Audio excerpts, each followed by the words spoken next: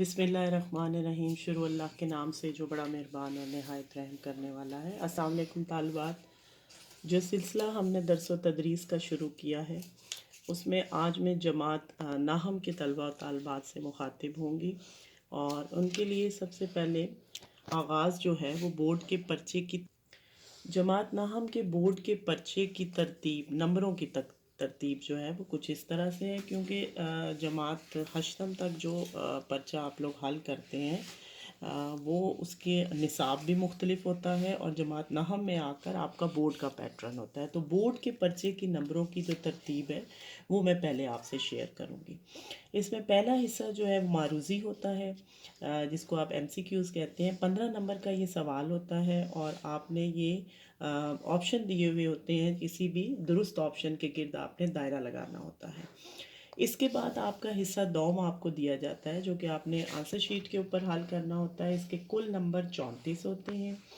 اس میں جو حصہ الف ہے اس میں 16 نمبر ہوتے ہیں، اور یہ 16 نمبر آپ کے جو تمام اسباق ہیں اور اسباق سے متعلقہ مشقی سوالات جو ہیں ان سے متعلق سوالات ہوتے ہیں، جو 2 نمبر کے، اور ہر جو سوال ہے اس کا جواب آپ نے 3 سے 4 سطور پر مبنی تحریر کرنا ہوتا ہے۔ اس کی میں 1-2 سوالوں کا حوالہ آپ کو دوں گی تاکہ آپ کو سمجھ آ جائے۔ جیسے ہجرت کی رات حضرت علی رضی اللہ عنہ نے جانثاری کی مثال کیسے قائم کی، یا ماسٹر جی کو چائے کیسے پیش کی گئی۔ اسی طرح کے سوالات ہوتے ہیں جو کہ آپ نے کرنے ہوتے ہیں۔ 9 سوالات ہوں گے جن میں سے آپ نے 8 کرنے ہوں گے۔ اسی حصہ دوم کا جو بے حصہ ہے وہ آپ کا جو ہے وہ مختلف قسم کی نظمیں اور غزلیں جو ہیں ان سے متعلقہ جو سوالات ہیں ان پر مبنی ہوتا ہے، اور یہ 10 نمبر کا ہے، اور اس میں سے آپ نے 5 سوالوں کے جواب دینے ہیں۔ مثلا اس کے بھی سوالات کے جوابات میں آپ کے ساتھ شیئر کرتی ہوں کہ غالب کی شاعرانہ عظمت اور ان کے کلام کی خصوصیات تحریر کریں۔ ٹیپ کا مصرع کسے کہتے ہیں؟ آتش نے اپنی غزل میں کشت سخن کے بارے میں کیا کہا ہے، اور بلبل کو باغباں اور صیاد سے کیا گلا ہے؟ اس طرح کے سوالات آپ نے اس حصے میں حل کرنے ہیں۔ اسی کا اگلا جو حصہ ہے وہ قواعد پر مبنی ہے، جیم حصہ، یعنی یہ حصہ دوم میں آپ کے پاس 3 جو ہیں پارٹ ہوں گے۔ پہلا مشقی سوالات جو کہ اسباق سے متعلقہ ہوں گے، دوسرا حصہ جو ہے وہ اشعار، نظموں اور غزلوں سے متعلقہ سوالات کے جوابات ہوں گے، اور تیسرا حصہ جو ہے قواعد کی روح سے مختلف قسم کے سوالات ہوں گے۔ مثلاً یہ قواعد سے روح سے جو سوال ہیں یہ کوئی سے 4 کرنے ہوں گے، اور اس کے 8 نمبر ہوں گے۔ مثلاً ترکیب نحوی کریں، استعارہ کی تعریف کریں اور ایک مثال دیں، روزمرہ اور محاورہ میں کیا فرق ہے۔ یہ حصہ دوم ہے۔ پھر آپ کے پاس حصہ سوم ہوگا جس کے کل نمبر 26 ہوں گے۔ اس کا سوال جو سوال نمبر 2 ہوگا کہ مصنف نے سبق اور متن کا حوالہ دیتے ہوئے کسی ایک نثر پارے کی تشریح کریں۔ یہ 6 نمبر کا ہوگا۔ 2 نثر پارے آپ کو دیے ہوں گے جس کی آپ نے تشریح کرنی ہوگی۔ سوال نمبر 4 ہے کہ شاعر اور نظم کا حوالہ دیتے ہوئے کسی ایک نظم پارے کی تشریح کریں۔ یہ بھی 5 نمبر کا ہوگا۔ سوال نمبر 5 ہے کہ شاعر کا حوالہ دیتے ہوئے کوئی سے 2 اشعار جو کہ غزلوں میں سے لیے جائیں گے ان کی تشریح آپ نے کرنی ہوگی، اور 5 نمبر اس کے ہوں گے۔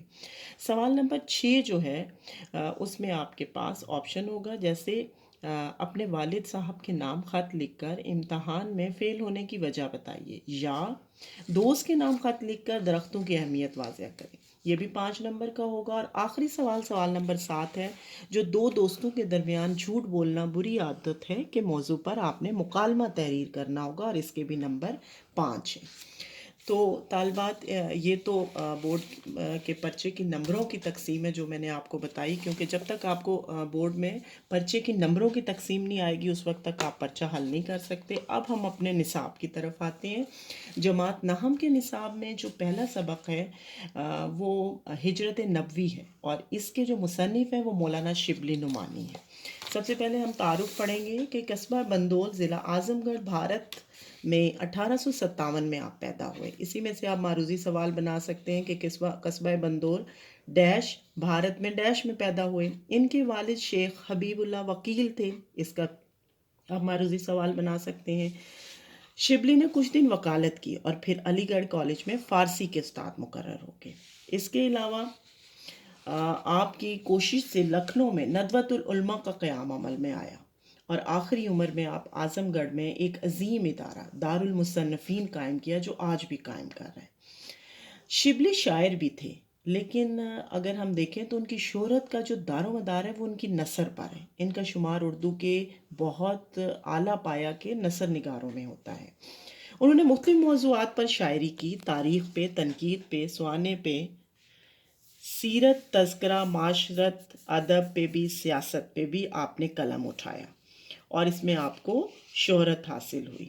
آپ کی جو طرز تحریر ہے اس میں روانگی، برجستگی بھی پائی جاتی ہے، اور اس کے علاوہ آپ کی تمام ادبی کوششوں سے قطع نظر ان کا سب سے بڑا جو ادب میں کارنامہ ہے وہ آپ کا انداز بیان ہے۔ اور اب تصانیف کی طرف ہم آتے ہیں۔ شبلی کی تصانیف کو اگر ہم دیکھیں تو ان کی اہم تصانیف میں الفاروق، المامون، سیرت العمان، الغزالی، سوانح مولانا روم، سفر نامہ روم و مصر و شام اور سیرت النبی زیادہ اہم ہیں۔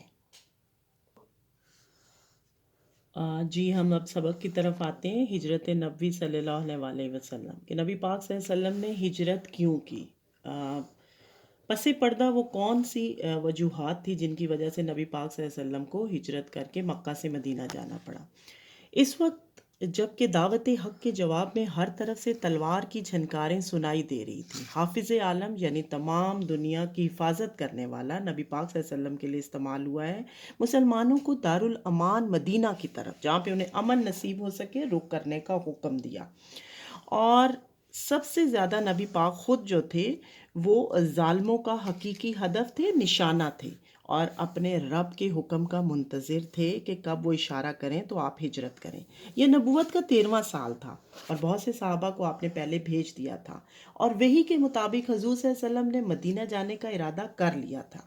قریش نے اب دیکھا کہ مسلمان مدینے جا کر طاقت پکڑنے جا رہے ہیں، وہاں اسلام پھیلتا جا رہا ہے، تو انہوں نے آپ کو روکنے کی کوشش کی، ایک مکان میں بند کر دیا جائے، اور منصوبہ بنایا کہ آپ کو نعوذ باللہ کسی طرح سے آپ کا محاصرہ کر کے گھر کا آپ کو نعوذ باللہ قتل کرنے کی سازش تیار کی۔ نبی پاک صلی اللہ علیہ وسلم کو یہ بات پتہ چل گئی، آپ نے اپنی جگہ اپنے گھر میں حضرت علی کو اپنے بستر پر سلایا، اور کچھ امانتیں تھیں مکے والوں کی، وہ ان کے حوالے کی اور کہا کہ اے علی، یہ امانتیں صبح ان لوگوں کے حوالے کر کے تم آ جانا، اور اس کے بعد خوب وہاں سے روانہ ہوگے۔ یہ سخت خطرے کا موقع تھا۔ جناب امیر کو معلوم تھا کہ قریش آپ کے قتل کا ارادہ کر چکے ہیں، اور آج رسول اللہ صلی اللہ علیہ وسلم کا بستر خواب قتل گاہ کی زمین ہے، لیکن فاتح خیبر کے لیے قتل گاہ فرش گل تھا۔ بہت اہم لائن ہے، اس میں سے اکثر نثر پارے کی تشریح کے لیے آ جاتا ہے۔ فاتح خیبر حضرت علی کے لیے استعمال ہوا ہے کہ حضرت علی کے لیے وہ قتل گاہ جو کہ قریش نے نبی پاک صلی اللہ علیہ وسلم کے لیے تیار کی تھی، وہ ان کے لیے فرش گل تھا، یعنی کہ پھولوں کا بستر